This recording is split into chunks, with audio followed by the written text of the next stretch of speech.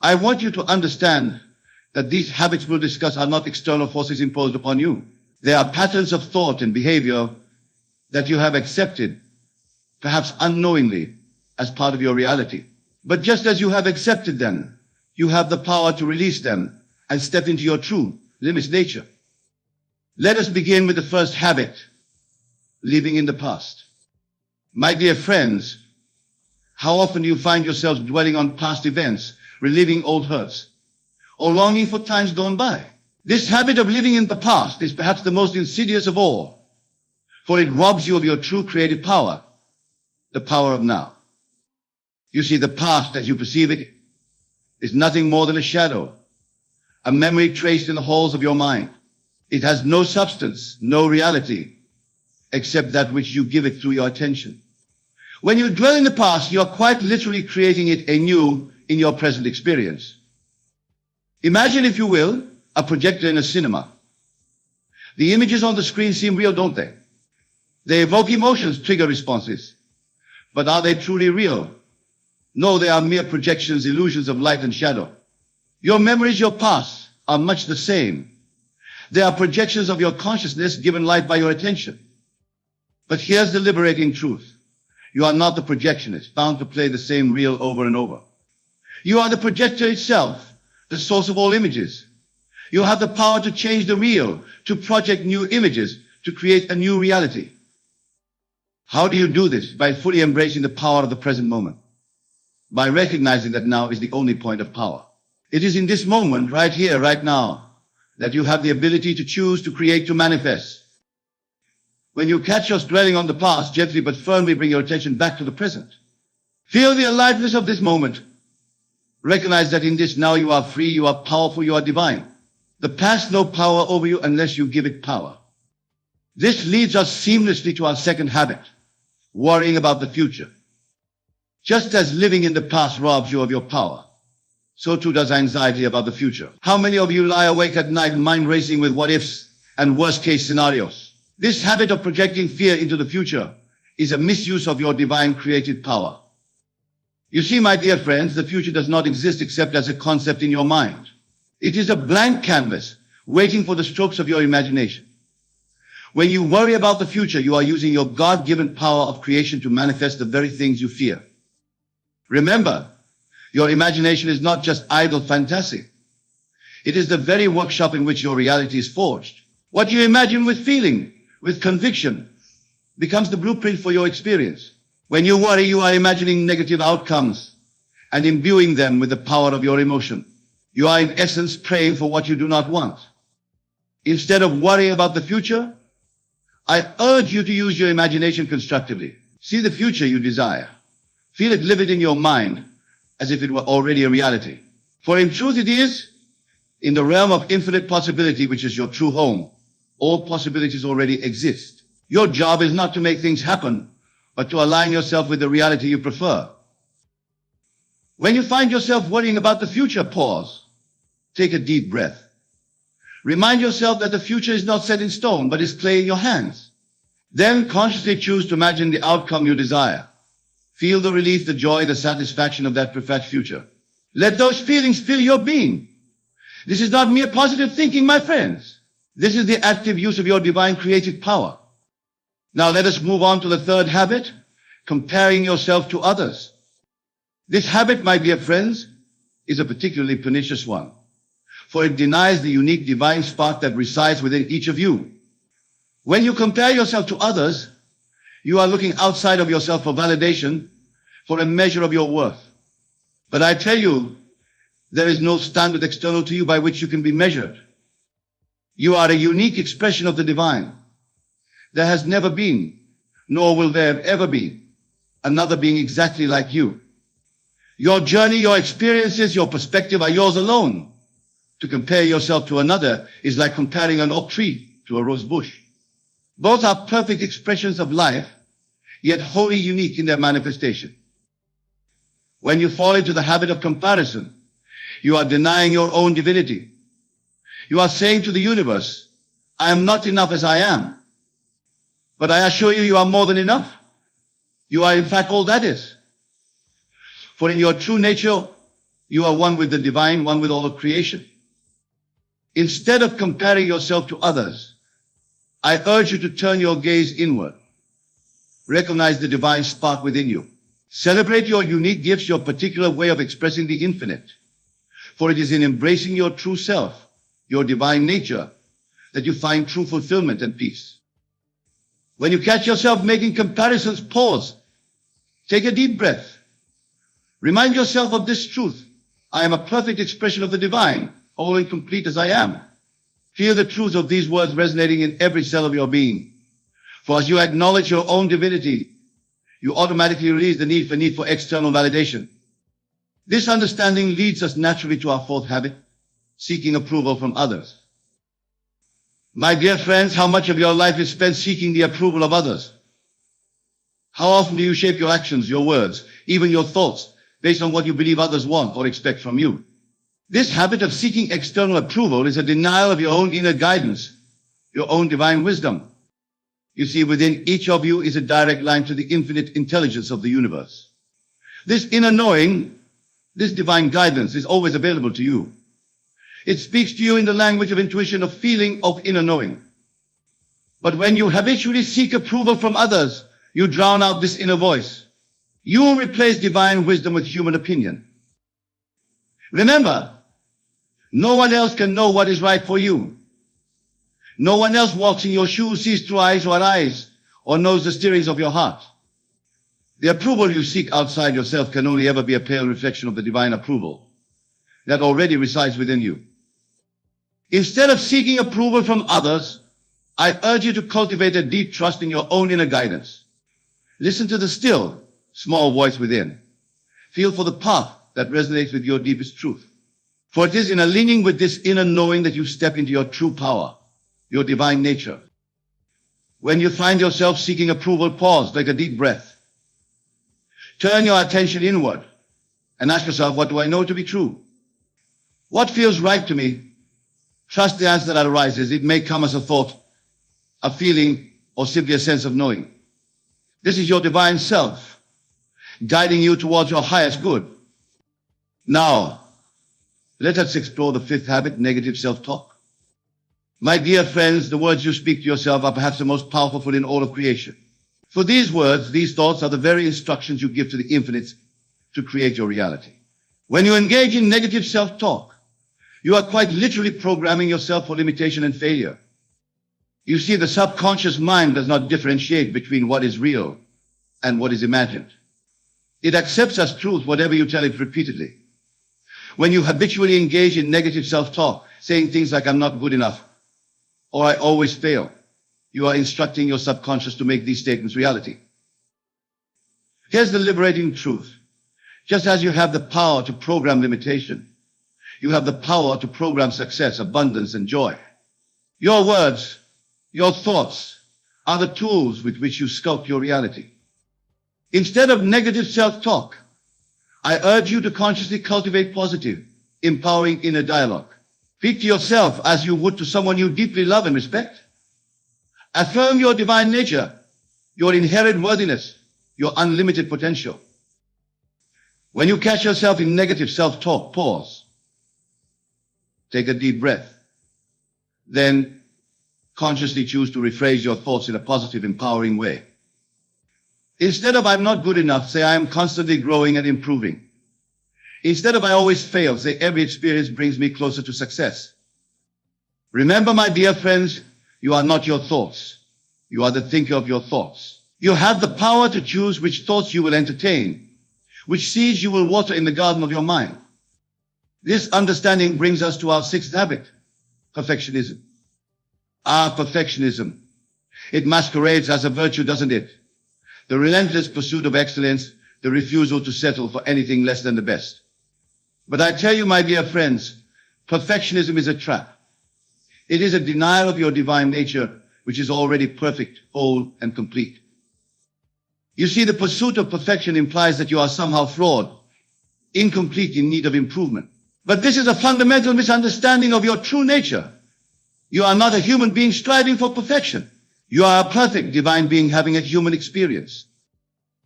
The habit of perfectionism keeps you in a constant state of striving of reaching for a future state of better. But in doing so, it robs you of the joy and power of the present moment. It keeps you focused on what's wrong rather than celebrating what's right. Instead of perfectionism, I urge you to embrace the concept of excellence. Excellence acknowledges your current perfection while allowing for growth and expansion. It celebrates your efforts and achievements rather than constantly finding them lacking. When you find yourself caught in the grip of perfectionism, pause. Take a deep breath. Remind yourself of this truth. I am already perfect, whole and complete. My experiences are opportunities for joyful expression, not tests to be passed. This shift in perspective allows you to approach your endeavors with joy and enthusiasm rather than anxiety and self-criticism. It allows you to fully express your divine nature in each moment, rather than postponing your joy to some future state of perfection. Now let us explore the seventh habit, avoiding responsibility. My dear friends, the avoidance of responsibility is perhaps one of the most limiting habits you can cultivate. For in avoiding responsibility, you are denying your own power as a creator. You are saying to the universe, I am not the author of my life, but a victim of circumstance. But I tell you, there are no victims in this universe, only creators who have forgotten their power. Every circumstance in your life, every experience you have, is a creation of your consciousness. This may seem a heavy burden to bear, but it is in fact the key to your liberation. You see, when you avoid responsibility, you place the power to change your life outside of yourself. You wait for circumstances to change, for others to behave differently, for luck to smile upon you. But in doing so, you give away your God-given power to get in. Instead of avoiding responsibility, I urge you to embrace it fully. Recognize that you are the author of your life story. Every thought, every word, every action is a brushstroke on the canvas of your existence. When you embrace this responsibility, you step into your power as a divine creator. When you find yourself avoiding responsibility, pause, take a deep breath. Then ask yourself, how have I created this situation? What can I learn from it? How can I use this as an opportunity for growth and transformation? These questions shift you from a victim mentality to a creator mentality. Remember, taking responsibility doesn't mean blaming yourself. It means acknowledging your power to create change. It means recognizing that regardless of what has happened in the past, you have the power to choose your response in this moment, and in doing so, to shape your future. This understanding leads us seamlessly to our eighth habit, fear of care. The fear of failure. How many dreams has it strangled in their cradle? How many divine expressions has it silenced? This habit, my dear friends, is perhaps the most limiting of all, for it keeps you small, keeps you safe, keeps you from expressing the fullness of your divine nature. But what is failure really? Is it not merely a judgment, a label we attach to certain outcomes? And who is the judge? Only you. You see, in the infinite realm of possibility, there is no failure. There are only experiences, each one an opportunity for growth, for learning, for expanding your consciousness. When you fear failure, you are saying to the universe, I do not trust in my divine nature. I do not believe in my ability to grow and adapt. But I tell you, there is nothing to fear, for you are an eternal being, a spark of the divine. No experience can diminish you. No outcome can lessen your inherent worth. Instead of fearing failure, I urge you to embrace it as a teacher. See every failure as feedback, as valuable information guiding you toward your highest expression. For it is often in our greatest challenges that we discover our greatest strengths. When you find yourself gripped by the fear of failure, pause. Take a deep breath. Remind yourself of this truth. I am an eternal being, whole and complete. Every experience enriches me. Every challenge strengthens me. I cannot fail, for I am always growing. This shift in perspective allows you to approach life with courage and enthusiasm. It frees you to take risks, to try new things, to fully express your divine nature without the paralyzing fear of what if. Now let us explore the ninth habit, lack of self-discipline. My dear friends, self-discipline is often misunderstood. Many see it as a form of self-denial or forcing oneself to unpleasant tasks. But true self-discipline is something far more powerful and liberating. It is the ability to align your actions with your highest intentions, to bring your outer world into harmony with your inner vision. You see, each of you has within you a vision of your highest self, your most divine expression. This vision is not something imposed from outside, but a knowing that comes from your deepest essence. Self-discipline is the bridge that allows you to bring this vision into reality. When you lack self-discipline, you are at the mercy of your fleeting moods, your temporary discomforts, your habitual patterns. You allow the small everyday self to override the wisdom of your higher self. In doing so, you deny your own divinity, your own power to shape your reality. Instead of viewing self-discipline as a burden, I urge you to see it as a form of self-love. It is the highest respect you can show to your divine nature. When you exercise self-discipline, you are saying to the universe, I honor my highest vision. I commit to my own growth and expansion. When you find yourself struggling with self-discipline, pause. Take a deep breath. Connect with your vision of your highest self. Feel the power and aliveness of that vision. Then ask yourself, what action would my highest self take in this moment? Trust the answer that arises and act on it. Remember, self-discipline is not about perfection. It's about consistent effort, about choosing again and again to align with your highest intentions. Each time you make this choice, you strengthen your connection to your divine nature. You expand your capacity to create your desired reality. And finally, we come to our 10th habit, neglecting self-care. My dear friends, your physical body is the temple of your divine spirit. It is the vehicle through which you experience this earthly realm, the instrument through which you express your divine nature. When you neglect self-care, you are not honoring this sacred vessel. But self-care goes beyond mere physical maintenance. True self-care nourishes your mind, your emotions, your spirit.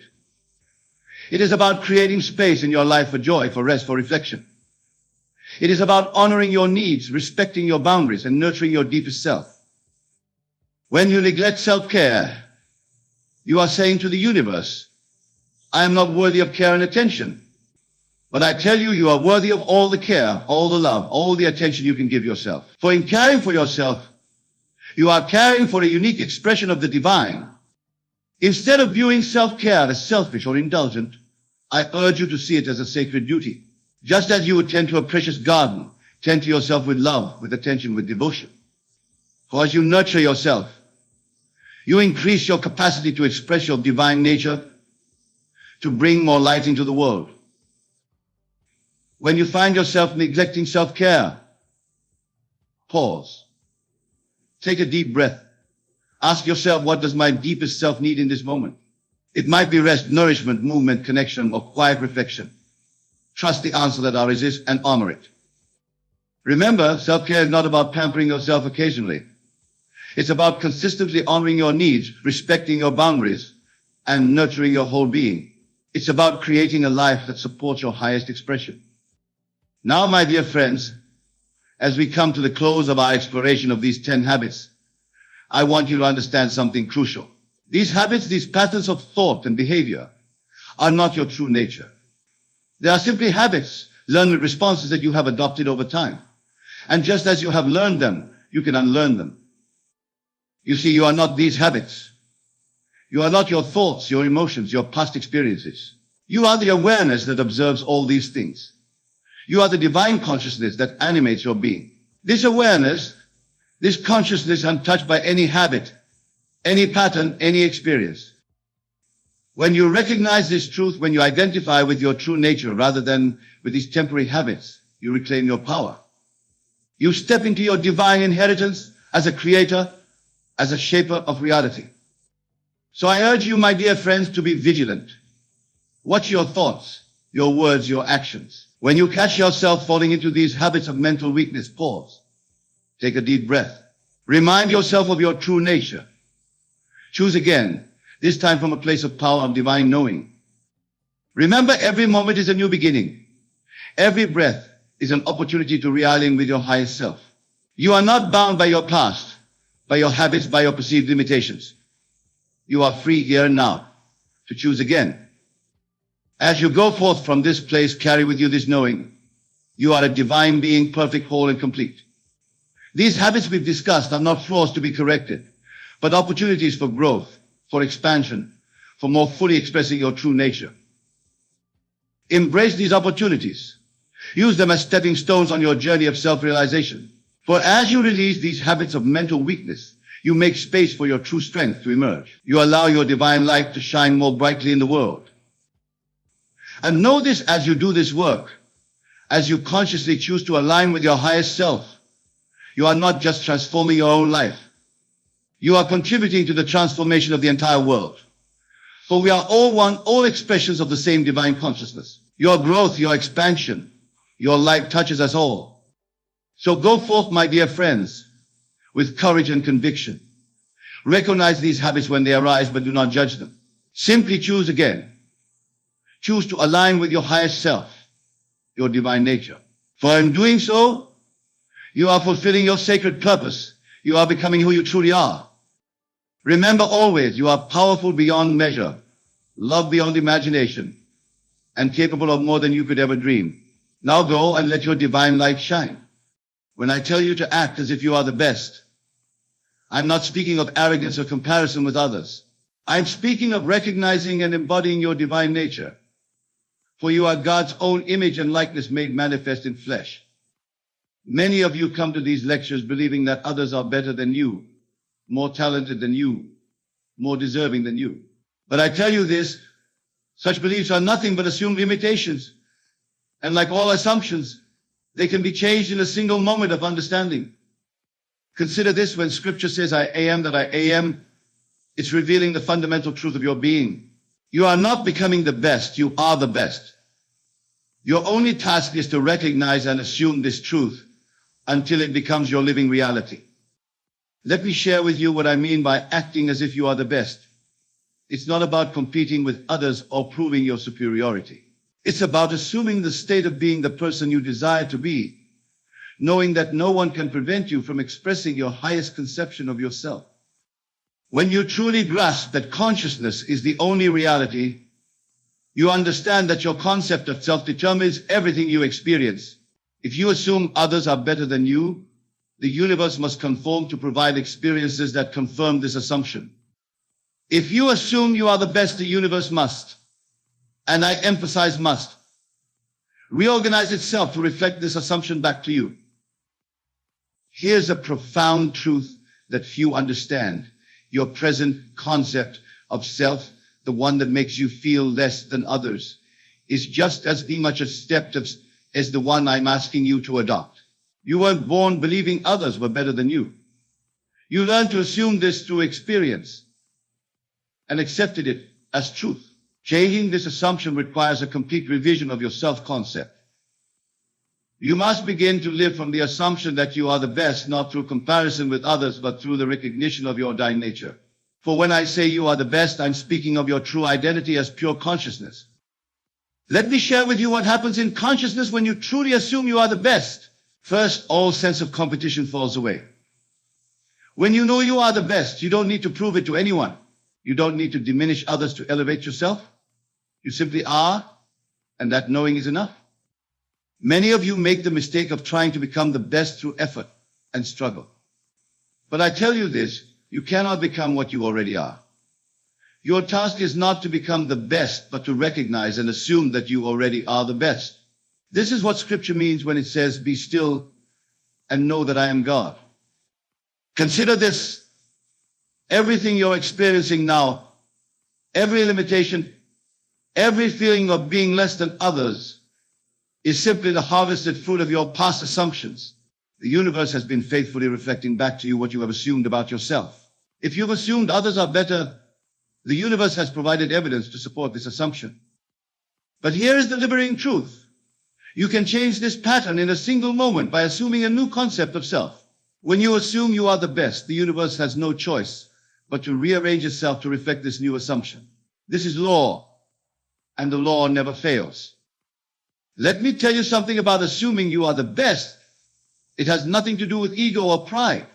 It's about recognizing your divine nature and allowing it to express through you. When you truly assume this state, you naturally want others to recognize and express their divine nature as well. This is why the command is to love your neighbor as yourself. When you truly recognize your own divine nature, you automatically get others.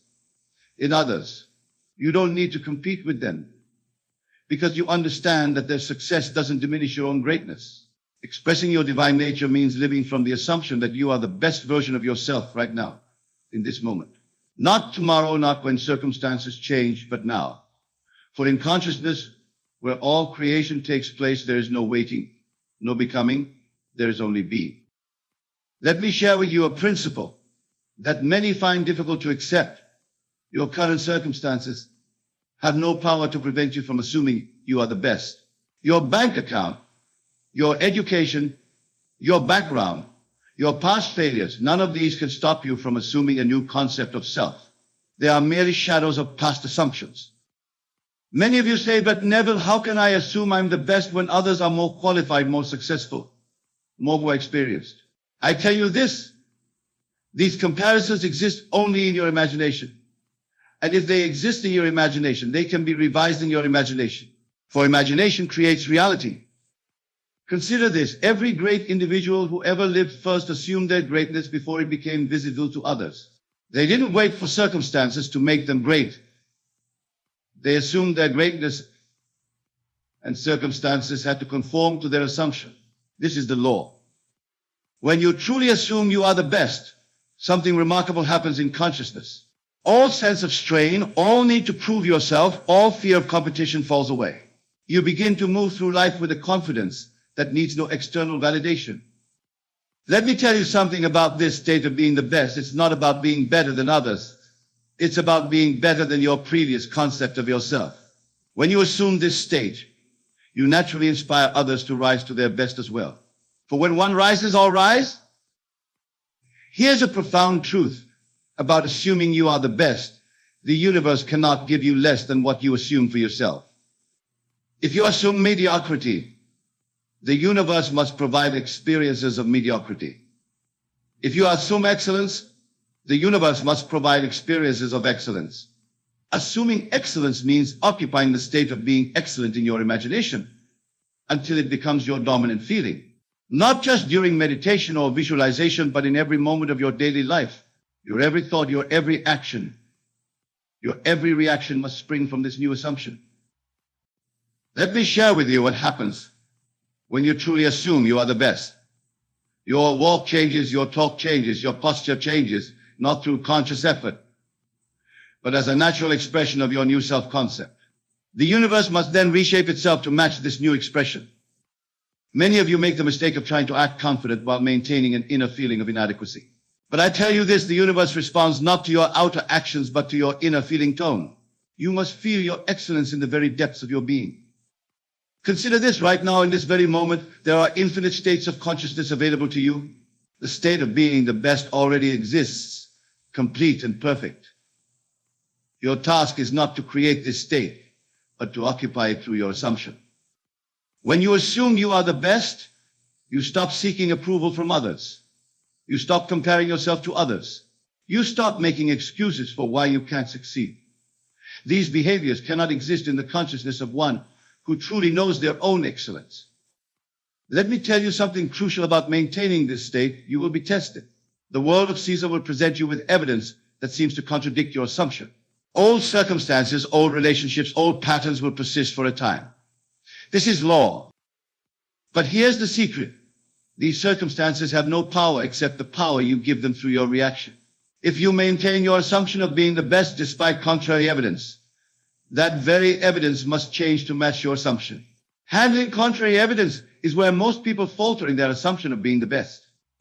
When circumstances seem to deny your assumption, when others doubt you, when results don't immediately appear, this is when you must stand most firmly in your conviction. Let me share with you a principle that has proven itself countless times. The outer world will continue to reflect your old concept of self for a time. This is not a denial of your new assumption. It is an opportunity to strengthen it. Every circumstance that seems to deny your excellence is actually an opportunity to prove your assumption. Many of you abandon your assumption of being the best at the first sign of failure or criticism. But I tell you this, those very failures, those very criticisms when met with unwavering assumption of your excellence, become the building blocks of your success. For what you persist in assuming must become your reality. Consider this. When you truly know you are the best, failure becomes impossible. You may face temporary setbacks, but in your consciousness, these are merely stepping stones to your inevitable success. This is how the great ones think. And this is how you must think if you would assume your greatness.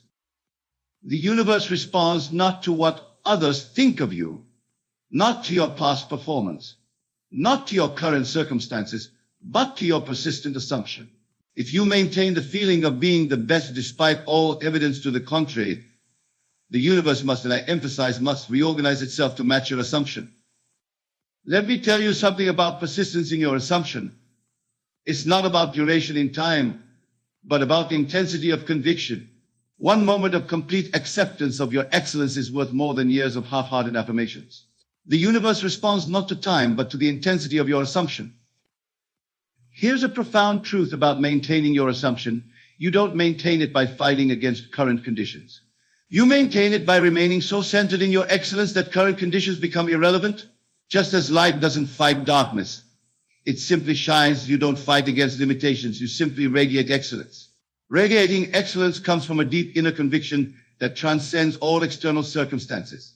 When you truly assume you are the best, this assumption radiates from you naturally, without effort, without strain, without trying to convince others. It becomes as natural as breathing. Let me share with you what I mean by radiating excellence. When you wake in the morning, before you even open your eyes, feel the naturalness of being the best.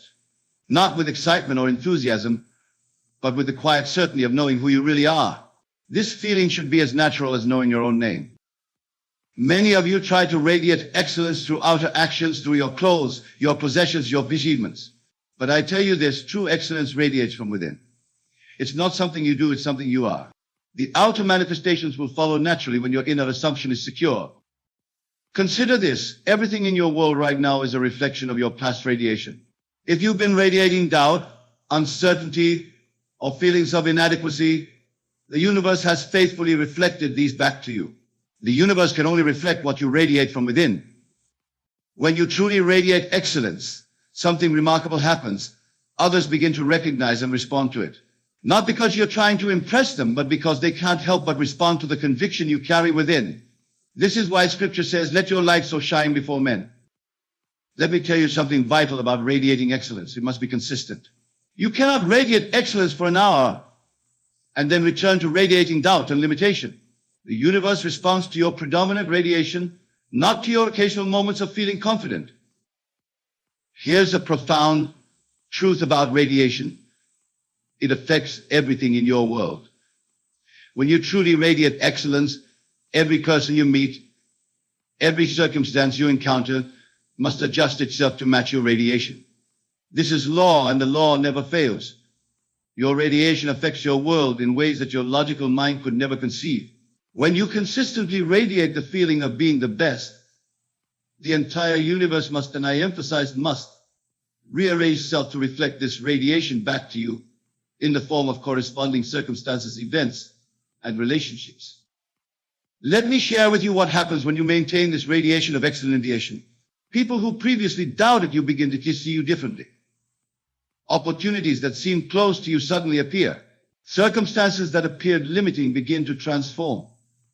Not because you're manipulating the outer world, but because your radiation is creating a new world. Many of you ask how long it will take for your world to reflect your new radiation. But I tell you this, time is not a factor in consciousness. The moment you achieve a complete conviction of being the best, the entire universe begins its reorganization. The time it takes for this to become visible depends solely on the intensity of your conviction. Consider this right now in this very moment. There are infinite versions of you existing simultaneously. There's a version where you're struggling, a version where you're succeeding, a version where you're the absolute best in your field. Your radiation determines which version you experience. When you truly understand this, you stop trying to compete with others. You realize that your only competition is with your previous concept of self. The only person you need to be better than is who you were yesterday. And this improvement comes not through strain or effort, but through assuming a higher concept of self. Let me tell you something about this radiation of excellence. It must become your natural state. Just as you don't think about breathing, you shouldn't have to think about being the best.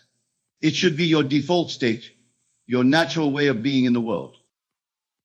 Here's a profound truth about maintaining this radiation. You don't maintain it by affirming it or by trying to convince others. You maintain it by living from it, by making it so much a part of your consciousness that you can't conceive of being any other way. Living from the state of being the best means making it your constant dwelling place in consciousness. Just as you naturally live in your physical home without constantly reminding yourself that it's your home, you must naturally live in the consciousness of being the best without constant mental effort. Let me share with you what happens when you truly live from this state. Your decisions change. Your choices change, your responses to challenges change, not because you're trying to act differently, but because these new behaviors are the natural expression of your new state of consciousness. Many of you try to live from this state for a few hours or days, then slip back into your old patterns of thinking. But I tell you this, you must make a complete and permanent move into this new state. You must burn the bridges to your old concept of self. There can be no going back, no visiting your old limitations. Consider this. Every great achievement in human history came from someone who dared to live from the state of being the best. They didn't wait until circumstances confirmed their greatness. They assumed their greatness first. And circumstances had no choice but to conform to their assumption. When you truly live from the state of being the best, criticism cannot touch you, not because you've become immune to it, but because you're living in a state where criticism is irrelevant. Just as a king doesn't defend his right to the throne, you don't defend your excellence, you simply live from it. Let me tell you something vital about living from this state. It requires no effort once you're truly established in it. Just as it requires no effort to be who you currently believe yourself to be, it requires no effort to be the best once you fully assume that state. Here's a profound truth about living from the state of being the best. It transforms not just your future, but your past as well. When you fully occupy the state, you begin to see how every past experience, even the seemingly negative ones, contributed to your excellence. Many of you believe that being the best means constantly striving, constantly pushing, constantly competing. But I tell you this, true excellence comes from a state of being, not from doing. When you occupy the state of being the best, your actions flow naturally from that state without strain or effort. Consider this right now. You're living from some concept of self. This concept might be that you're average, that others are better, that you need to struggle to succeed. And the universe has faithfully reflected this concept back to you. But I tell you this, you can shift to a new concept of self in a single moment of understanding. When you truly grasp that being the best is your natural state, your divine inheritance, something remarkable happens. All the energy you've been using to compete, to prove yourself, to overcome limitations becomes available for creative expression. You stop trying to become and simply allow yourself to be. Let me tell you something about this state of being the best. It's not about superiority over others. It's about expressing your highest potential, about being the best version of yourself. When you truly occupy this state, you naturally want others to recognize and express their excellence as well. Here's a profound truth about living as the best. It's the most natural thing in the world once you understand your true identity. You are God's own imagination made manifest. How could you be anything less than the best? Any limitation you experience is simply a limitation you've accepted in imagination. Accepting your true identity as the best version of yourself requires a complete revision of everything you've believed about who you are. You must understand that your current concept of self, with all its limitations and doubts, is just as much an assumed state as the one I'm asking you to adopt. Let me share with you what happens when you fully accept your true identity. First, all sense of unworthiness falls away. You stop questioning whether you deserve success, whether you're good enough, whether you can achieve your goals. You know with absolute certainty that excellence is your natural state. Many of you have lived so long with a limited concept of self that being the best seems like an impossible dream. But I tell you this, that very feeling of impossibility is itself an assumption. And like all assumptions, it can be changed in a single moment through the power of your wonderful human imagination. Consider this. Every limitation you now accept, every feeling of being less than the best, is nothing more than a habit of consciousness. And habits, no matter how long established, can be changed through persistent assumption of a new state. This is law, and the law never fails. When you truly accept your identity as the best, your entire world must reshape itself to match this new self-concept. People who once intimidated you will find themselves responding to your new radiation. Circumstances that seem beyond your reach will naturally align themselves with your new assumption. Let me tell you something vital about maintaining this new identity. You don't maintain it through willpower or positive thinking. You maintain it through understanding. Once you truly understand that being the best is your natural state, you can no more doubt it than you can doubt your own existence. Here's a profound truth about your true identity. It's not something you need to create or achieve. It already exists, complete and perfect, waiting for you to step into it through assumption. Your only task is to accept it, to occupy it, to live from it. Many of you fluctuate between excellent and feeling inadequate, depending on external circumstances. But I tell you this, such fluctuation is impossible when you truly occupy the state of being the best. Just as a king doesn't stop being a king during challenges, you don't stop being excellent when facing obstacles. Consider this, every experience you encounter is simply an opportunity to express your excellence. Even apparent failures become opportunities to demonstrate your unshakable conviction in your own greatness. For when you live from the state of being the best, failure becomes impossible. When you truly live from this identity, something remarkable happens to your relationship with time. You stop waiting to become excellent in the future and start expressing excellence now. For in consciousness, where all creation takes place, there is no waiting, no becoming, there is only being. Let me tell you something crucial about maintaining this state. The world will test your conviction. It must, for this is law. Old circumstances, old relationships, old patterns of failure will persist for a time. But these are not obstacles to your assumption. They are opportunities to strengthen it. Here's a profound truth about living from your true identity. It requires no effort once you're established in it. Just as you don't need effort to be who you currently believe yourself to be. You need no effort to be the best once you've fully accepted this as your true identity. Uncovering your natural excellence is like removing layers of dust from a perfect mirror. The brilliance was always there. It was merely covered by accumulated beliefs in limitation, doubt, and unworthiness. As you remove these false beliefs, your natural excellence shines forth with ever-increasing clarity.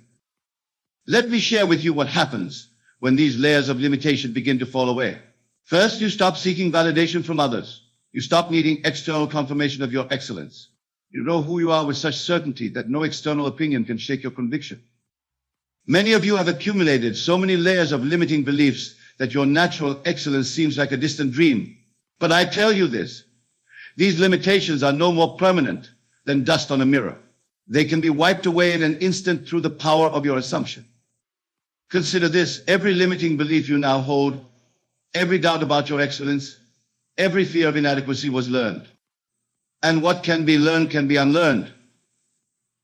Your task is not to create excellence, but to remove the barriers to its expression.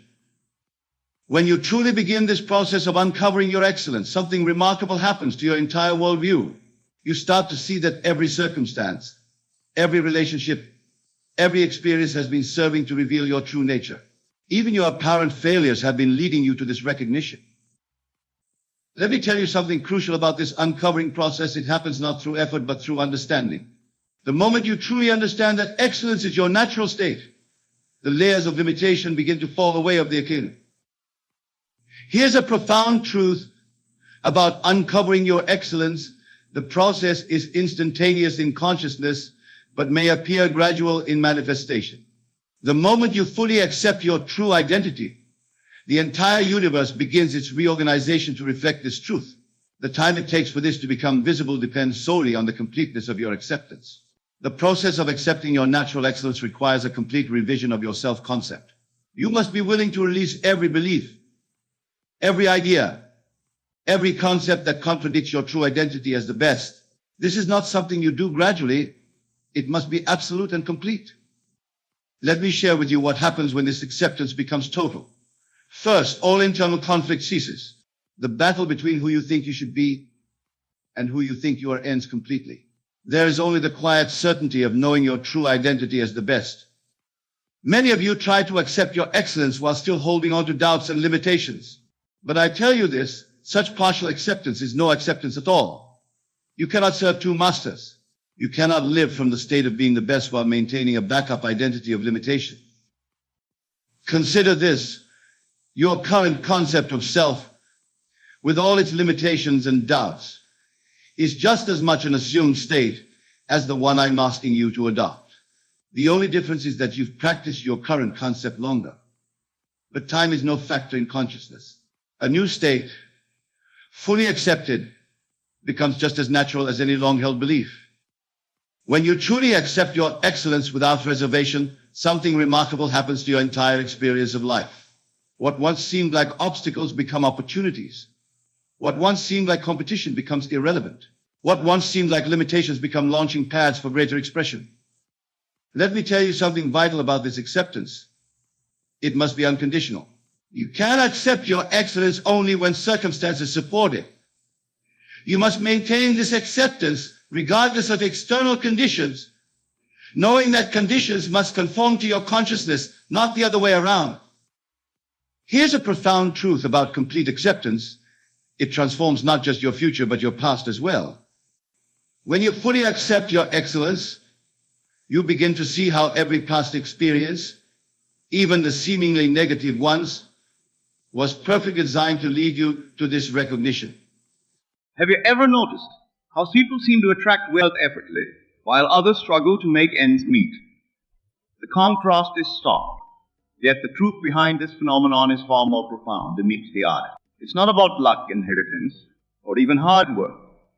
The real secret lies in understanding the nature of reality itself. Sarah constantly worries about money, always feeling like there's never enough. She clips coupons, hesitates to spend on necessities, and lives in a perpetual state of financial anxiety. John, on the other hand, moves through life with ease. He doesn't obsess over price tags, enjoys life's pleasures, and somehow always has enough to cover his expenses and then some. What sets them apart? It's not their bank accounts or their jobs. It's their mindset, their fundamental belief about the nature of wealth and abundance. You see, we live in a world of infinite abundance. Every resource, every opportunity, every possibility exists in limitless supply. Yet most of us have been conditioned to see scarcity. We've been taught that there's only so much to go around, that we must compete for limited resources, that wealth is hard to come by and even harder. This illusion of lack is just that, an illusion. It's a veil pulled over our eyes, obscuring the true nature of our reality.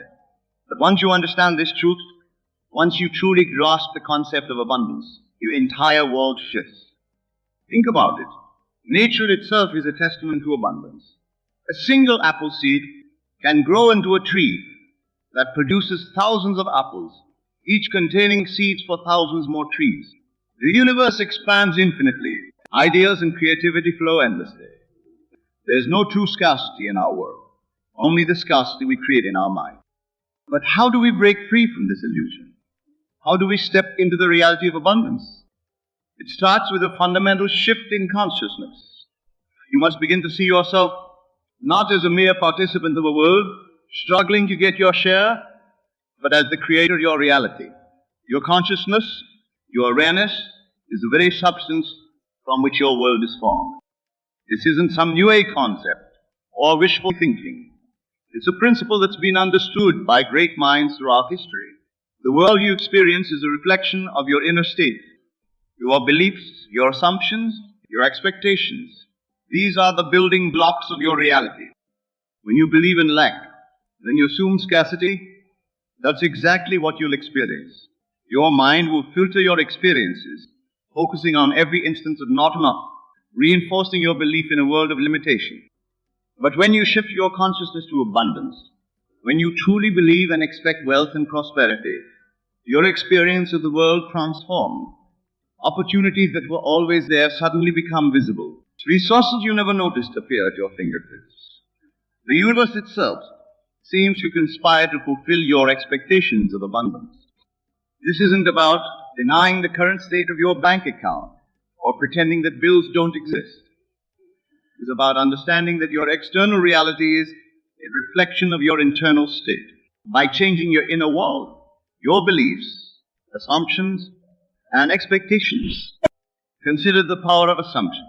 When you assume wealth, when you live from a state of abundance, you naturally make different choices. You carry yourself differently.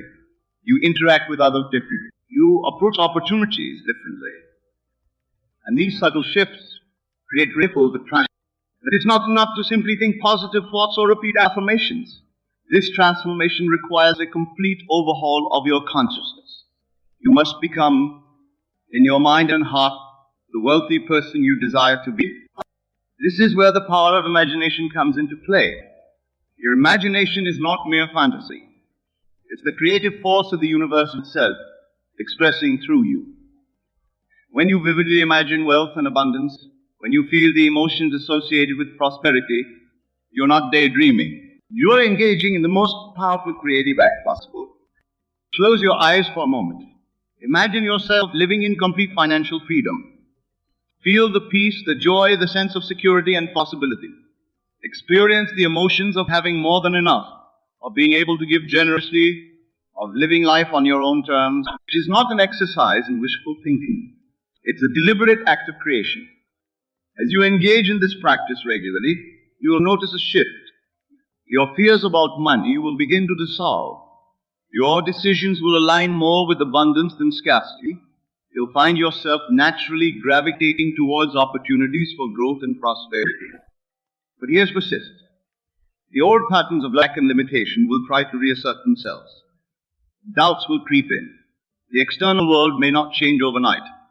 This is where faith comes in, not blind faith, but faith based on an understanding the true nature of reality. Remember, the physical world is a reflection of consciousness.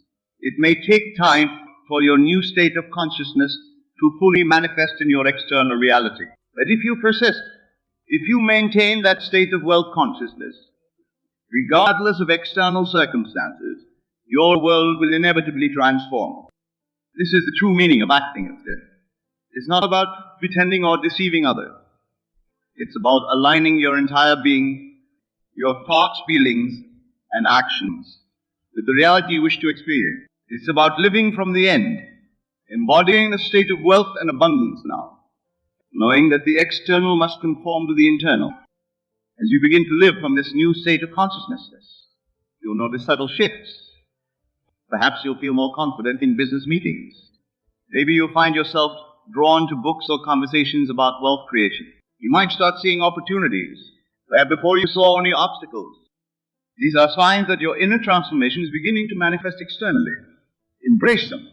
Celebrate them. Let them reinforce your faith in the power of your consciousness to shape your reality. But what about those moments when doubt creeps in? When the bank account seems low or unexpected expenses arise? This is where the real work begins. It's easy to feel abundant when everything is going well. The true test is maintaining that state of wealth consciousness even when external circumstances seem to contradict it. Remind yourself of the truth. Abundance is your natural state. Wealth is your birthright. The external world may take time to catch up with your new inner reality, but it must and will conform if you hold steady to your new state of being. This is not about denying or ignoring your current circumstances. It's about seeing them for what they truly are, temporary conditions that have no power over your true, abundant nature. You acknowledge them, but you don't give them power. Instead, you reaffirm your commitment to living from a state of wealth and abundance. As you continue on this journey, you'll find that your entire relationship with money transforms. No longer will it be a source of stress or anxiety. Instead, it becomes a natural, joyful expression of the abundance that you are. You find yourself spending wisely but generously, investing confidently and giving. This shift in consciousness doesn't just affect your financial life. It spills over into every area of your existence. Relationships improve as you no longer come from a place of need or lack. Health enhances as you release the stress and anxiety associated with financial worry. Creativity flourishes as you free yourself from the constraints of scarcity thinking. You begin to see the world through new eyes. Where once you saw limitation, you now see infinite possibility. Where you once felt powerless, you now recognize your innate power as a conscious creator. The illusion of lack dissolves, revealing the breathtaking reality of abundance that has always been there, waiting for you to recognize. This is the transformative power of acting as if you are wealthy. It's not about pretending or faking it. It's about aligning yourself with the truth of who you really are, a being of infinite potential living in a universe of boundless abundance. As you embrace this truth, as you live from this state of wealth consciousness, you're watched in awe as your life transforms, reflecting the abundance that has always been your true nature. Remember, this journey of transformation is not about reaching a destination. It's about embracing a new way of being. Every day you have the opportunity to choose abundance over scarcity, wealth over lack. Every moment is a chance to reaffirm your true prosperous nature. As you continue to act from this place of abundance, you'll find that the universe responds in kind. Opportunities will arise, resources will appear, and your external reality will increasingly reflect your inner state of wealth. But the greatest reward is not the material abundance. It's the freedom, the joy, the peace that comes from aligning with your true abundant nature. So, are you ready to shed the illusion of lack and step into the reality of abundance? Are you prepared to act as if you are wealthy and watch your life change? The choice is yours. The power is within you. Activate it. And a world of infinite abundance awaits your discovery.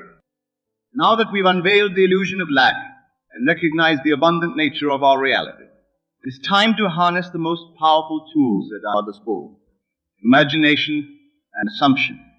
These are not mere mental exercises or flights of fancy. They are the very mechanisms through which we shape our reality and manifest our desires. What is the difference between the wealthy individual and the one struggling to make ends meet? Is it merely the numbers in their bank account? Or is it something far more fundamental, their self-image, their bare beliefs about what's possible, their expectations of life? The truth is, long before wealth manifests in the physical world, it exists as a state of consciousness. The wealthy person sees themselves as wealthy, expects abundance, and naturally aligns their actions with this self-image. This is the power of imagination and assumption at work. But how exactly does this process unfold? How can we harness these innate abilities to transform our financial reality? It begins with understanding the nature of imagination. Your imagination is not separate from reality. It is the very substance from which reality is formed. When you vividly imagine a scenario, your brain and body respond as if it were actually happening. This is why visualization techniques are so powerful in sports medicine, and yes, in wealth creation. When you imagine yourself as wealthy, and you mentally rehearse the life of abundance you desire, you're not engaging in wishful thinking. You're literally rewiring your brain, creating new neural pathways that align with your desired reality. You're training your subconscious mind to recognize and seize opportunities for wealth creation that may have always been there, but were previously invisible to you. But imagination alone is not enough. It must be coupled with assumption, the firm belief that what you've imagined is not just possible but inevitable. This is where many people falter. They can picture wealth and abundance, but deep down, they don't truly believe it's possible for them. Assumption is the bridge between imagination and manifestation. When you assume a state of wealth, when you live, think, and act as if you are already wealthy, you set in motion a series of events that must inevitably lead to the manifestation of that state. This is not about pretending or deceiving others. It's about aligning your entire being with the reality you wish to experience. It's about embodying the state of wealth so completely that it becomes your natural way of being. So how do we put this into practice? How do we use imagination and assumption to transform our financial reality? Start by creating a vivid mental image of your ideal wealthy self. See yourself living in the home you desire, driving the car you want, enjoying the lifestyle you aspire to. But don't stop at the material possessions. Imagine how you feel in this state of abundance. Experience the peace, the confidence, the joy that comes with financial freedom. As you engage in this practice, pay attention to the details. What clothes are you wearing? How do you carry yourself? How do you interact with others? The more detailed and vivid your imagining, the more powerful its impact on your subconscious mind. Now here's the crucial step. As you imagine this scenario, you must assume it as your current reality. Feel the gratitude, the excitement, the sense of accomplishment as if you've already achieved this state of wealth. This is not about projecting into the future. It's about embodying that state of wealth right now. You might be thinking, but how can I assume wealth when my current circumstances show the opposite? This is where faith comes in, not blind faith, but faith based on understanding the creative power of your consciousness. Remember, your external world is a reflection of your inner state. By assuming the state of wealth, now regardless of current circumstances, you're setting in motion the forces that will bring that state into physical manifestation. This requires a shift in focus. Instead of obsessing over your current bank balance or financial worries, direct your attention to the abundance that surrounds you. Appreciate the wealth you already have, the air you breathe, the sun that shines, the infinite potential within you. As you cultivate this awareness of abundance, you find it easier to assume the state of wealth. Another powerful technique is to live from the end. This means structuring your day as if you were already living your ideal wealthy life. How would you start your morning? How would you approach your work? How would you interact with others? By aligning your actions with your assumed state of wealth, you reinforce that state in your subconscious mind. But what about when doubts creep in? When the bills pile up or unexpected expenses arise? This is where the real work begins. It's easy to feel wealthy when everything is going well. The true test is maintaining that state of wealth consciousness even when external circumstances seem to contradict it. You remind yourself, your imagination is more real than the world of appearances. Your assumed state of wealth is more powerful than temporary financial challenges. Instead of reacting with fear or anxiety, reaffirm your commitment to your assumed state of wealth. Use your imagination to see beyond the current circumstances to the abundance. That is your true nature. As you persist in this practice, you begin to notice subtle shifts. Perhaps you'll feel more confident in financial decisions. Maybe you'll find yourself drawn to books or conversations about wealth creation. You might start seeing opportunities where before you saw only obstacles. These are signs that your inner transformation is beginning to manifest externally. Embrace them. Celebrate them. Let them reinforce your faith in the power of your imagination and assumption. But don't stop there. As you begin to experience these changes, amplify them through your imagination. See them as confirmation of your wealthy state. Assume that they are just the beginning of the abundance that is flowing into your life. Remember, the goal is not just to accumulate money or possessions. It's to embody the state of wealth so completely that it becomes your natural way of being. This state of wealth consciousness will not only transform your financial reality, but will enhance every aspect of your life. You find that relationships improve as you no longer come from a place of need or lack. Your health may enhance as you release the stress and anxiety associated with financial worry. Your creativity may flourish as you free yourself from the constraints of scarcity thinking. As you continue to your imagination and assumption in this way, you'll discover that you're not just creating wealth, you're uncovering the abundant nature that has always been your true self. You're aligning with the infinite potential that exists within you and all around you. This journey of transformation through imagination and assumption is not always easy. There will be times when the old patterns of thinking try to reassert themselves. There will be moments when the external world seems to contradict your assumed state of wealth. In these moments, stand firm in your practice. Return to your imagination. Reinforce your assumption of wealth. Remember that your consciousness is the only true reality, and that the physical world must eventually conform to your dominant mental state. As you persist, you'll find that maintaining the state of wealth consciousness becomes easier and more natural. It will no longer feel like an effort or a practice. It will simply be who you are. As this shift occurs, you watch in amazement as your external reality transforms to match your inner state.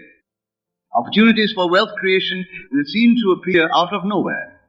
Resources you need will show up at just the right time. People who can help you on your journey will enter your life. And through it all, you maintain a sense of peace, confidence, and joy that comes from knowing you are the creator of your reality. This is the true power of imagination and assumption. It's not about daydreaming or wishful thinking. It's about consciously directing the creative force of the universe that expresses through you. It's about aligning your entire being with the wealth and abundance that is your birthright. So, as you move forward on this journey, commit to making full use of your imagination. Vividly picture your ideal wealthy self. Feel the emotions associated with financial freedom. Assume the state of wealth as your current reality, regardless of external circumstances. And remember, this is not a one-time event. It's a way of life. Every day you have the opportunity to reinforce your state of wealth consciousness through your imagination and assumption. Every moment is a chance to align more fully with the abundance that is your true nature. As you do this, you'll find that acting as if you are wealthy becomes effortless. You will no longer feel like an act because you have fully embodied that state of wealth. And from this place of alignment, you watch in awe as your life transforms, reflecting the abundance that has always been within you.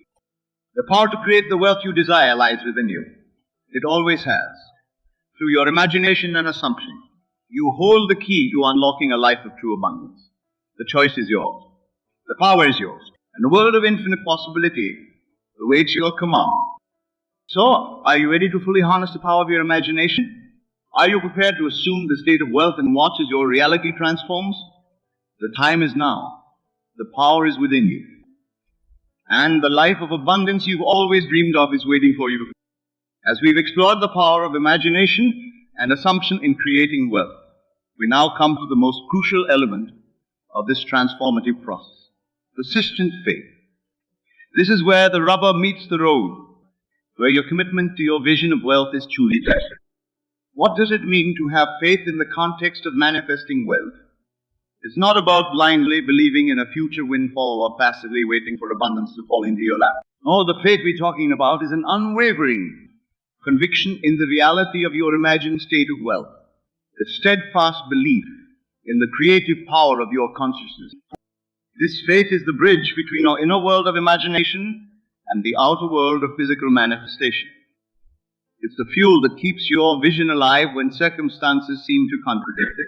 It's the anchor that holds you steady in your assumed state of wealth, regardless of temporary financial fluctuations. Maintaining this faith isn't always easy. There'll be moments of doubt, times when your bank account seems to mock your vision of abundance, days when the weight of bills and financial responsibilities threatens to crush your spirits. These are the moments that separate those who truly transform their financial reality from those who remain trapped in cycles of lack and limitation. So how do you cultivate and maintain this persistent faith? It starts with understanding that faith is not something you either have or don't have. It's a muscle that you strengthen through consistent practice. Every time you choose to hold fast to your vision of wealth in the face of contradictory circumstances, you're building that faith muscle. One powerful practice is to create a daily ritual of reaffirming your wealth consciousness. This could be a morning meditation where you fully immerse yourself in the feeling of abundance. Or it might be an evening review where you identify all the ways abundance manifested in your day, no matter how small. The key is consistency, doing this every single day, regardless of how you feel or what's happening in your external world. Another crucial aspect of maintaining faith is managing your mental diet. Just as you're careful about what you put into your physical body, you must be vigilant about what you feed your mind. Limit exposure to negative news about the economy or fearful conversations about money. Instead, surround yourself with stories of abundance, with people who believe in the possibility of wealth, with ideas that expand your conception of what's possible. But what about when doubts creep in? Because they will. It's natural for the human mind to question, to seek evidence, to want proof. The key is not to resist these doubts, but to meet them with understanding, and then gently redirect your focus back to your vision of wealth. That arises my just a thought. It has no power unless I give it power. I choose instead to give power to my vision of abundance. Then immediately immerse yourself in the feeling of wealth and abundance. Feel the gratitude, the joy, the freedom as if it's already your reality. This is where the power of your imagination becomes crucial. Use it to create a vivid inner experience of wealth that's more real, more tangible to you than any temporary external circumstance. The more real you can make this inner experience, the easier it becomes to maintain faith in its eventual physical manifestation. Remember, the external world is always catching up to your inner reality. Your current financial circumstances are the result of past thoughts and beliefs. By maintaining faith in your new state of wealth consciousness, you are setting in motion the forces that will bring that state into physical manifestation. But faith without action is empty. This doesn't mean struggling or striving from a place of lack. Instead, it means allowing inspired action to flow naturally from your state of wealth consciousness. When you truly feel wealthy, you'll find yourself naturally drawn to opportunities for growth and abundance. You'll make decisions from a place of confidence rather than fear. You'll invest in yourself and your future without hesitation. As you take these inspired actions, see them as confirmation of your wealthy state. Appreciate them as evidence of your transformation rather than prerequisites for it. This subtle shift in perspective can make all of the difference in maintaining your faith. It's also important to cultivate patience. The physical world, it may take time to fully reflect your new inner state. This is where many people falter, giving up just before their vision starts to materialize. But remember, every moment you maintain your faith in your wealthy state is bringing you closer to its physical manifestation. Think of it like planting a seed. You don't dig it up every day to check if it's growing. You trust in the natural process, providing water and sunlight consistently. In the same way, you must trust in the process of manifestation, consistently providing the warmth of your imagination and the sunlight of your faith. As you persist in this practice, you begin to notice signs of your manifesting wealth. Perhaps unexpected opportunities arise. Maybe you receive a surprise refund or bonus. Or you might simply feel a growing sense of peace and confidence about money. Celebrate these signs, no matter how small.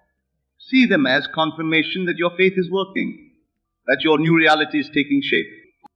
But don't stop there. Use these manifestations to fuel your faith even further. Let them strengthen your conviction in the power of your consciousness to create your reality. Let them inspire you to dream even bigger, to expand your vision of what's possible. As your faith grows stronger, you will find that maintaining your state of wealth consciousness becomes easier and more natural. What once felt like an effort becomes your default state. You no longer have to constantly remind yourself to think abundantly. You will simply be who you are. This is when true transformation occurs. You're no longer acting as if you're wealthy. You are wealthy in the deepest sense of the word. Your wealth is no longer dependent on external circumstances. It's an inner state of abundance that flows out into every aspect of your life. From this place of unshakable faith, you become a powerful force for abundance in the world. Your very presence inspires others to believe in the possibility of wealth. Your actions create ripples of prosperity that extend far beyond your personal finances. But perhaps the greatest reward of this persistent faith is the profound sense of peace it brings. When you truly know, at the core of your being, that abundance is your natural state, that you have the power to create the wealth you desire. You're free to enjoy life fully, to give generously, to pursue your passions without the constant stress of money concerns. This is the true promise of wealth consciousness, not just material abundance, but a deep, abiding sense of enoughness, and knowing that you are the source of your abundance, and that source is infinite and eternal. So as you move forward on this journey of manifesting wealth, commit to cultivating this persistent faith.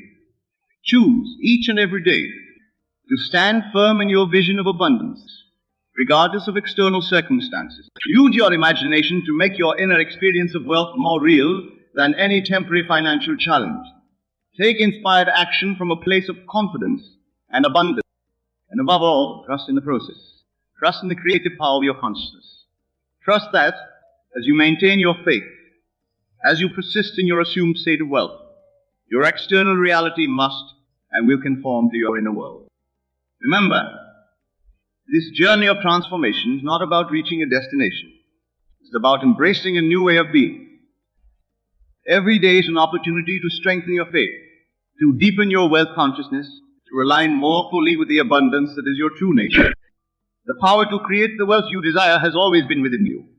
Through your persistent faith, you're not just manifesting money or possessions, you're manifesting the truth of who you be. A being of infinite abundance, living in a universe of limitless possibility. So, are you ready to stand firm in your faith?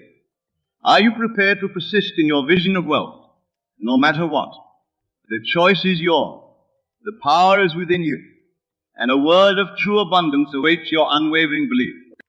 As we conclude this exploration of acting as if you are wealthy, remember that the transformation you seek is already within you. You have the imagination to create a vivid vision of wealth. You have the power to assume that state as your current reality. And you have a capacity for persistent faith that will bring that vision into manifestation. The journey may not always be easy, but it is always worth it. For in choosing to act as if you are wealthy, in choosing to align with the abundance that is your true nature, you're not just changing your financial reality. You're stepping into the fullness of who you truly are. You're claiming the life of joy, freedom and abundance that has already been your birthright. So go forth with confidence. Live from that state of all consciousness. Maintain your faith even when circumstances seem to contradict it. And watch in awe as your life transforms, reflecting the abundance that has always been within you. The power is yours. The time is now. Your wealthy self awaits. Let me make one thing abundantly clear at the outset of our discussion. When I speak of God ordering your steps, I am not referring to some external deity who manipulates your life like pieces on a chessboard. No. I am speaking of the God who is your own wonderful human imagination, the God who is the very consciousness that dwells within you. For consciousness is the one and only reality, and your consciousness is God in action. Tonight I wish to share with you how God, your own wonderful human imagination, orders your steps every single day. For once you truly comprehend this principle, you will never again feel lost, abandoned, or at the mercy of chance. You will know with absolute certainty that every event, every encounter, every circumstance in your life is divinely orchestrated by the God within you. Let us begin with a fundamental truth. The world that you perceive is nothing more than a mirror reflecting the contents of your consciousness. As within, so without.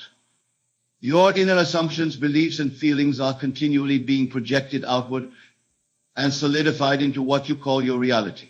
This is how God orders your steps through the power of your assumptions. Consider for a moment what you assume to be true about yourself, about others, about the world at large. These assumptions, these fixed beliefs, are not mere thoughts. They are creative forces that shape and mold the substance of your experience. When you assume that life is difficult, that people cannot be trusted, that success is beyond your reach, you are, in that moment, ordering your steps toward experiences that will confirm these assumptions. Conversely, when you assume the best, when you dwell in the certainty that you are guided, protected, and divinely supported, you are ordering your steps toward manifestations of these higher truths. This is the law, and the law is God in action. But how, you might ask, does this process unfold in the practical reality of your day-to-day life? Let me illustrate with a simple example. Imagine that you awaken in the morning with a feeling of joy and anticipation. You dwell in the assumption that this day will bring wonderful opportunities and delightful encounters. As you move through your day, you find yourself naturally drawn to certain locations, certain people, certain activities. Perhaps you decide on a whim to take a different route to work, or to visit a cafe you've never been to before. In that cafe, you meet someone who introduces you to an idea or opportunity that perfectly aligns with a desire you've been nurturing in your heart. Was this chance? Was it coincidence? No, my dear friend. It was God ordering your steps. The assumption of joy and opportunity that you embodied in the morning was the divine directive that orchestrated each moment of your day, leading you unerringly to the fulfillment of that assumption. Now let us delve deeper into the mechanism by which God orders your steps. Everything begins with a state of consciousness. A state is a mood, an attitude, a feeling about yourself or life. At any given moment, you are dwelling in a particular state. And from that state, certain behaviors, thoughts, and actions naturally flow. If you are in a state of anxiety, you will think anxious thoughts, notice potential threats in your environment, and take actions designed to protect yourself from perceived danger. If you are in a state of confidence, you will think empowering thoughts, notice opportunities in your environment, and take bold actions aligned with your desires. The key to allowing God to order your steps in a way that leads to the fulfillment of your desires is to consciously choose the state from which you operate. This choice is made not through intellectual decision-making, but through the feeling, the emotion, the conviction that the desired state is already yours. In my own experience, I have witnessed this principle in action countless times. I recall a period in my life when I desired to share these teachings with a wider audience. Instead of striving and struggling to make this happen through external means, I simply assumed the feeling of already being a successful teacher and author, reaching thousands with this message of truth. From that state of fulfilled desire, I found myself naturally taking certain steps, making certain decisions, speaking certain words, all of which led, with what appeared to be miraculous precision, to opportunities that allowed this desire to materialize in my world. But there was no miracle involved, only the perfect, immutable law of consciousness. This law operates with mathematical precision. Just as 2 must equal 4, so must your assumptions, persisted in, crystallize into objective facts in your world. This is how God orders your steps, not through capricious intervention or arbitrary favor, but through the flawless operation of law. But I hear your objection, Neville. If God is ordering my steps, and God is my own wonderful human imagination, why do I experience unwanted events? Why do I encounter obstacles and difficulties? Surely I am not consciously imagining these challenges. The answer lies in what I call your mental diet, the sum total of the thoughts, beliefs, and assumptions that you have accepted as true over the course of your life. Many of these were implanted in your consciousness during childhood by well-meaning parents, teachers, and authority figures, and figures also were operating from limited understanding. Others were formed through your interpretation of past experiences. These beliefs and assumptions operate below the threshold of your conscious awareness, silently directing your steps toward experiences that confirm them. This is why self-examination is so crucial. You must become aware of the contents of your consciousness if you would take control of the direction of your life. I tell you now, with absolute conviction, that there is no force outside of your own consciousness that can dictate the course of your life. There is no fate, no luck, no chance that can override the creative power of your assumptions. God, your own wonderful human imagination, orders your steps in perfect accordance with what you accept as true. Let me share with you a principle that has transformed countless lives, the principle of revision. Revision is the art of mentally rewriting past events to align with your desires. If you have experienced something unwanted, you can, in your imagination, revise that event to unfold as you would have preferred. In doing so, you alter not only your memory of the past, but also the trajectory of your future. Why does revision work? Because time as we experience it in this three-dimensional world is an illusion. There is only the eternal now, the present moment in which all possibilities exist simultaneously. When you revise the past in your imagination, you are not pretending or fantasizing, you are actually selecting a different reality from the infinite array of possible realities that exist within your consciousness. Through revision, you cleanse your mental diet of toxic assumptions and beliefs that have been ordering your steps toward unwanted experiences. You replace these with empowering assumptions that will, with the same precision, order your steps toward desired experiences. But perhaps the most profound aspect of God ordering your steps is this: the ultimate purpose behind every event, every encounter, every circumstance in your life is to awaken you to your true identity as God. Everything that happens to you, whether you label it as good or bad, is designed to lead you to this supreme realization. This is why I urge you not to judge the events of your life by appearances. The encounter that seems most challenging may be the very catalyst needed to propel you toward a greater understanding of your divine nature. The disappointment that feels most bitter may be the precise experience required to dissolve a limiting belief that has been holding you captive. God orders your steps not for your comfort, but for your awakening. And in that awakening lies a joy and a freedom that transcends all worldly pleasure and success. Consider the story of Joseph in the Bible. Sold into slavery by his brothers, imprisoned unjustly, forgotten by those he helped from all outward appearances. Joseph's steps were being ordered towards suffering.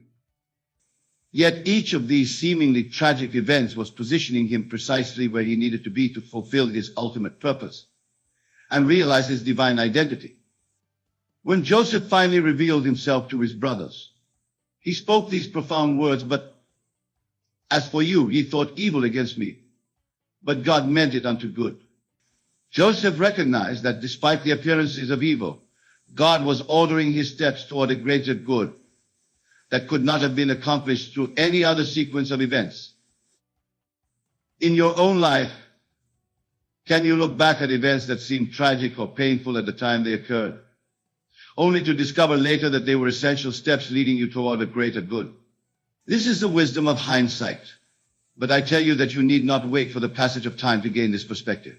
You can know right now that regardless of appearances, God is ordering your steps toward your highest good, your complete awakening.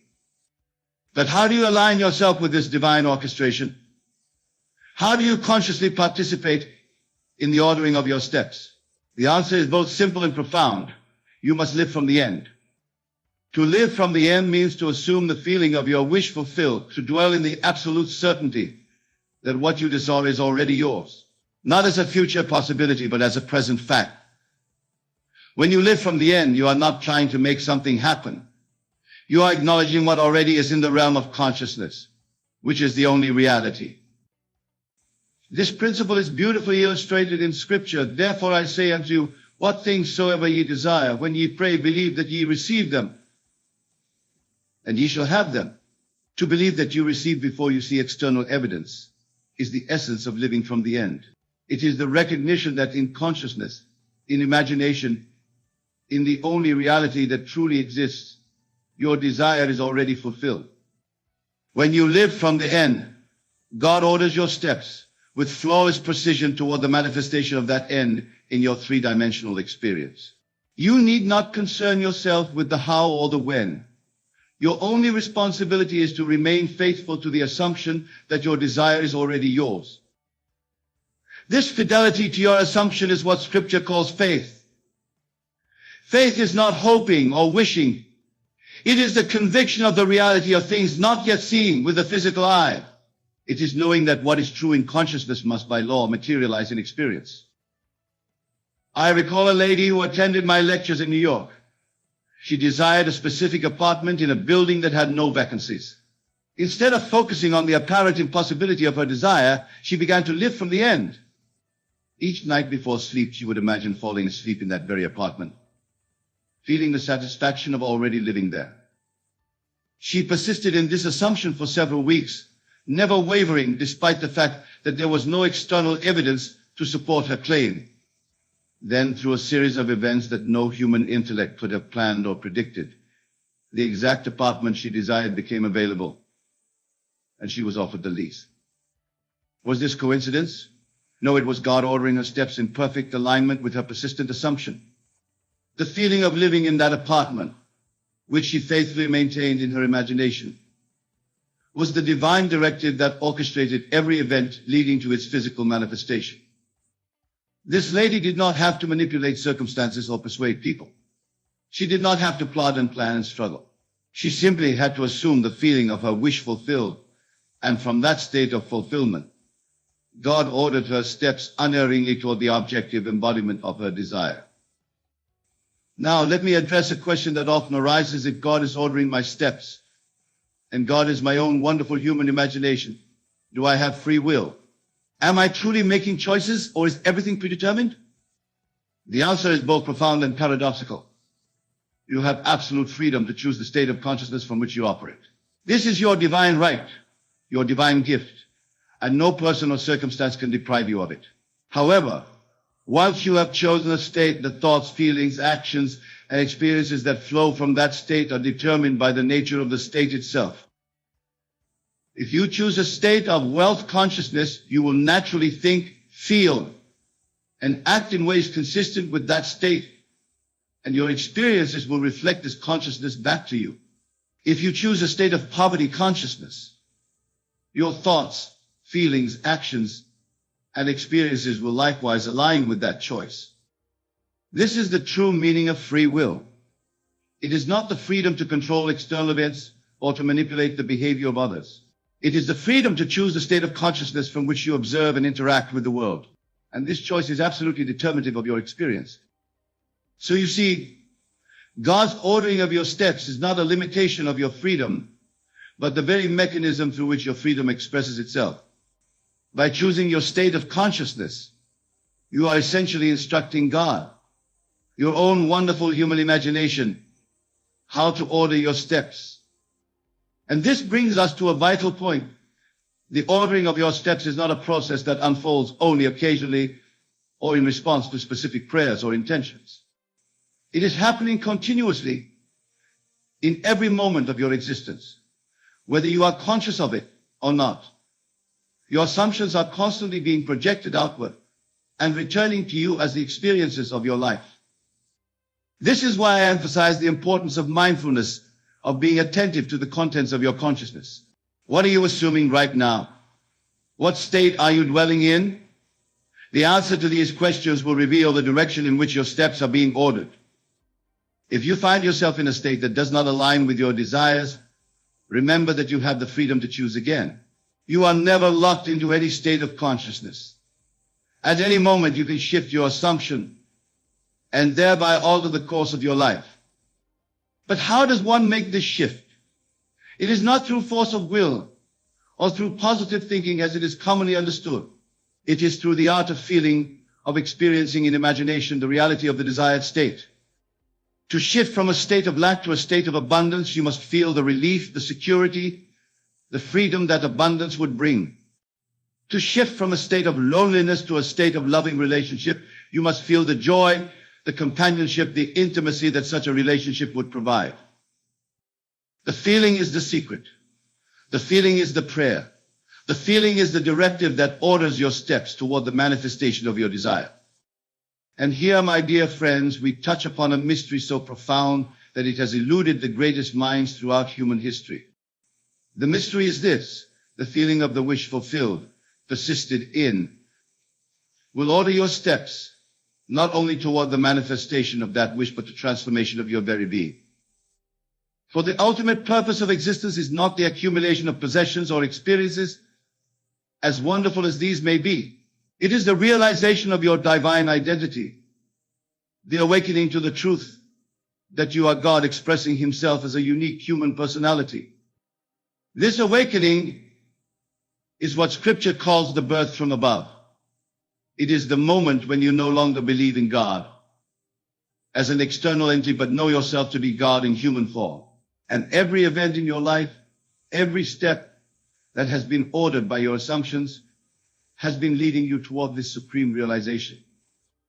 I tell you truly, once you have awakened to your divine identity, you will look back on your life and see that every event, every encounter, every circumstance, whether you labeled it as fortunate or unfortunate, at the time was an assignment for divine orchestration leading you to this awakening. You will see that there were no mistakes, no wrong turns, no wasted experiences. All was perfectly ordered according to the law of consciousness, the law that is God in action. And in that recognition, you will feel a gratitude so profound that it transforms your understanding of the entire human journey. Let me illustrate this with a personal experience. Many years ago, I found myself in a situation that, by all external measures, appeared to be a devastating setback. I had invested considerable time and resources in a venture that failed completely, leaving me in a state of financial uncertainty. In that moment, I had a choice. I could assume that I was a victim of circumstance, that life was unfair, that my steps were being ordered toward hardship and lack. Or I could assume that this apparent setback was actually a divine redirection, ordering my steps toward a greater purpose, that I could not yet perceive with my physical senses. I chose the latter assumption not as a form of positive thinking or wishful optimism, but as a recognition of the law of consciousness that I knew to be true. I lived from the end of having already transcended this temporary challenge and having been led to a greater expression of my purpose. Within weeks, through a series of events that no human intellect could have orchestrated, I was introduced to opportunities that not only resolved the financial situation, but opened doors to share these teachings with audiences I would never have reached had the original venture succeeded. Looking back, I can see with perfect clarity that what appeared to be a setback was, in fact, God ordering my steps with flawless precision toward the fulfillment of my true purpose. And this is true not only in my experience, but in yours as well. Every experience you have ever had, every step you have ever taken, has been perfectly ordered to lead you to this moment, to this understanding, to this opportunity to awaken to your divine identity, and to consciously participate in the ordering of your steps. So how, in practical terms, do you align yourself with this divine orchestration? How do you consciously participate in God's ordering of your steps? Let me offer you specific guidance. First, clarify your desire. What is it that you truly want to experience? Not what you think is possible based on your current circumstances, but what would you choose if you knew that all things were possible to the God within you? Once you have clarity of your desire, construct a scene that would imply its fulfillment. This scene should be simple, concise, and imply that your desire is already a reality. Perhaps it is a conversation with a friend in which you share the good news of your desire's fulfillment. Perhaps it is simply the feeling of relief and satisfaction that would accompany the realization of your wish. With your scene constructed, enter into a state of relaxation. This is crucial, for the subconscious mind, which is the creative power of God within you, is most receptive when the conscious mind is temporarily suspended. Just before sleep is an ideal time for this practice, as the transition from wakefulness to sleep naturally bypasses the analytical, critical faculties of the conscious mind. In this relaxed state, enact your scene in imagination. See it clearly, hear the sounds that would accompany it, feel the emotions that would arise from the fulfillment of your desire. Make the scene as vivid and as real as possible, involving all your senses. Most importantly, feel the reality of what you are imagining. The feeling is the secret. The feeling is the prayer. The feeling is the directive that orders your steps toward the manifestation of your desire. Repeat this practice nightly, or whenever you find yourself in a quiet, receptive state. Do not be concerned with how or when your desire will materialize. Your responsibility is not to figure out the process, but to remain faithful to the feeling of the wish fulfilled. As you go about your daily activities, maintain the assumption that your desire is already a reality in consciousness, which is the only reality. This does not mean denying the evidence of your senses or pretending that conditions are other than they appear to be. It means knowing that appearances are merely shadows, reflections of past assumptions, and that the newly established assumption will, in due course, replace these shadows with the substance of your desire. Throughout your day, whenever doubts or contradictory evidences present themselves, quietly return to the feeling of your wish fulfilled. Do not fight against negative thoughts or feelings. Simply withdraw your attention from them and redirect it to the assumption of fulfillment. This practice persisted in will order your steps with divine precision toward the manifestation of your desire. You need not concern yourself with the specific actions you should take or the decisions you should make. From the state of fulfilled desire, you will naturally think the thoughts, feel the feelings, and take the actions that lead to its externalization. But remember, the greatest desire, the ultimate purpose toward which all your steps are being ordered, is the realization of your divine identity. Every lesser desire, when fulfilled, is designed to lead you toward this supreme realization. So as you practice this art of conscious assumption, do so not only for the fulfillment of specific desires, but for the awakening to your true self. Assume the feeling, I am God, expressing as this unique human personality. Live from that assumption and watch as your steps are ordered toward experiences that confirm and deepen this truth. In the final analysis, God's ordering of your steps is not about controlling external events or accumulating possessions and experiences, as delightful as these may be. It is about awakening you to who you truly are and have always been, God Himself individualized as you. Every event in your life, every step you have taken, has been leading you toward this supreme realization. And once you have awakened to this truth, you will look back on your journey with profound gratitude, recognizing that all was perfectly ordered according to the divine pattern woven into the very fabric of your being. My dear friends, as we bring this discussion to a close, I want to leave you with a thought so powerful, so transformative, that if you truly embrace it, your life will never be the same. The God who is ordering your steps is not separate from you, is not external to you, is not other than you. The God who is ordering your steps is the very consciousness in which you live and move and have your being. You are that God expressing Himself as this unique human personality, this specific pattern of thinking and feeling and perceiving. And the more fully you embrace this truth, the more consciously you can participate in the ordering of your steps. So I say to you now, with all the conviction of my being, assume a divinity. Live from the certainty that you are God expressing in human form. Feel the peace, the power, the limitless potential that this realization brings. And from that state of divine self-awareness, watch as your steps are ordered with flawless precision toward experiences that reflect and confirm your true identity. Remember, the feeling is the secret. The feeling of being God in human form, of being the divine consciousness that orders all things according to its nature, is the most powerful assumption you can make. Live from that feeling, and you will witness a transformation in your life so profound that you will found in awe of the perfection with which your steps have been and are being ordered. I thank you for your attention, for your openness to these truths, and for your willingness to test them in the laboratory of your own experience.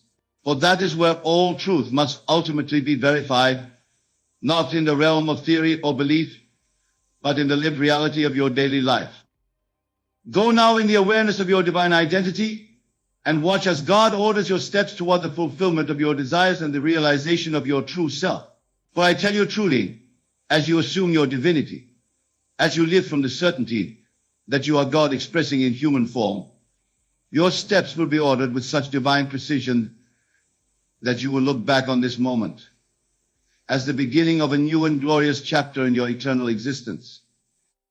In the words of Scripture, the steps of a good man are ordered by the Lord, and He delighteth in His way. Go forth now in the knowledge that you are that Lord, ordering your own steps through the power of your divine imagination. And in that knowledge, in that assumption, in that feeling lies the freedom and the power to create the life you desire to live. Thank you, and good night.